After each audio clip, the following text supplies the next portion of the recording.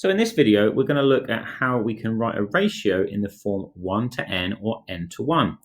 Now, this is quite a useful tool when we look to compare values and ratios. So the aim is to take any ratio and keep a 1 on either the left or the right. So let's look at some simple examples on how we can do this. Now, if you followed the first video on simplifying, you're going to know that we need to be dividing both the sides by the same amount to keep the ratio the same. And really, half of the work is done for us because I already know that I want to have a 1 on the left-hand side because that's the instruction. I want my ratio in the form 1 to n, and n is the thing we have to find. It's the missing thing. So clearly, to get from 3 to 1, I need to divide by 3. And if I've got to do the same thing to both sides, then I've got to divide the 12 by 3 as well. So 12 divided by 3 is 4, and so 1 to 4 is the correct ratio to use.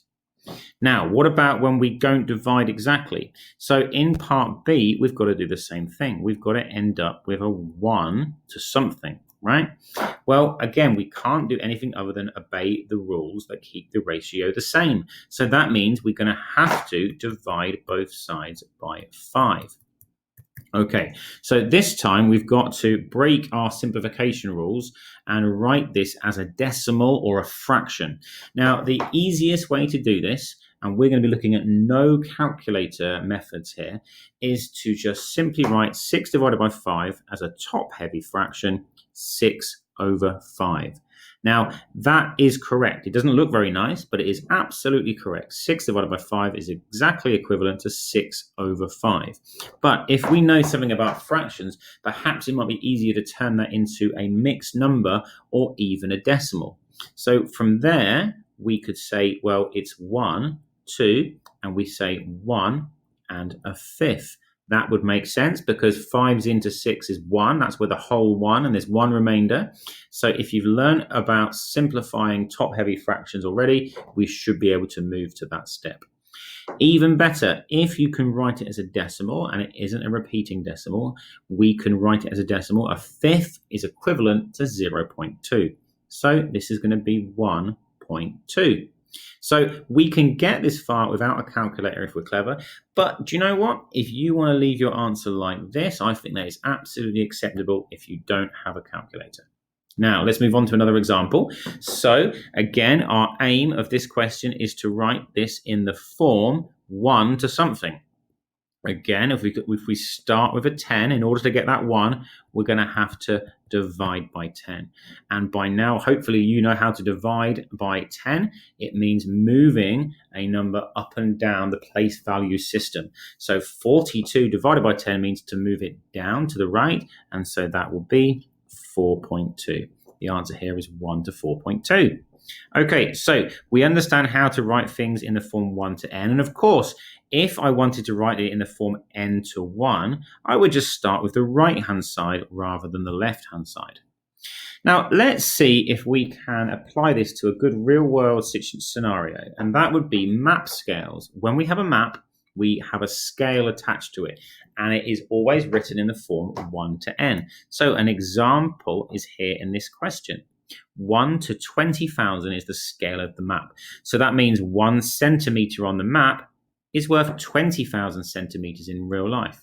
Or 1 meter on the map is worth 20,000 meters in real life. It doesn't have a unit because it's just scaled up by an order of magnification. So let's see if we can answer this question.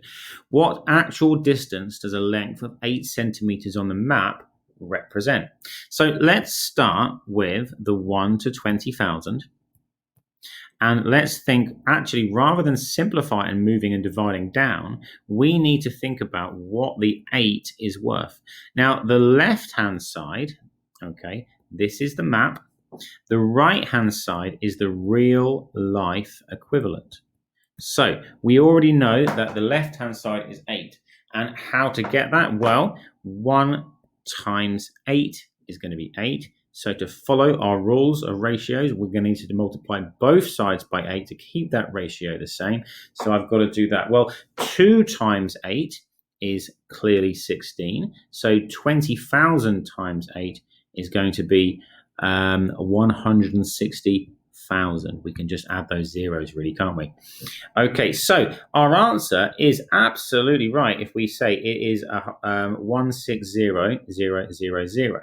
But because the 8 was in centimeters, it means that this answer is in centimeters too. And realistically, I don't think we'd ever describe a distance in terms of centimeters if it's that big. So we need to convert it. And so we should know by now that there are 100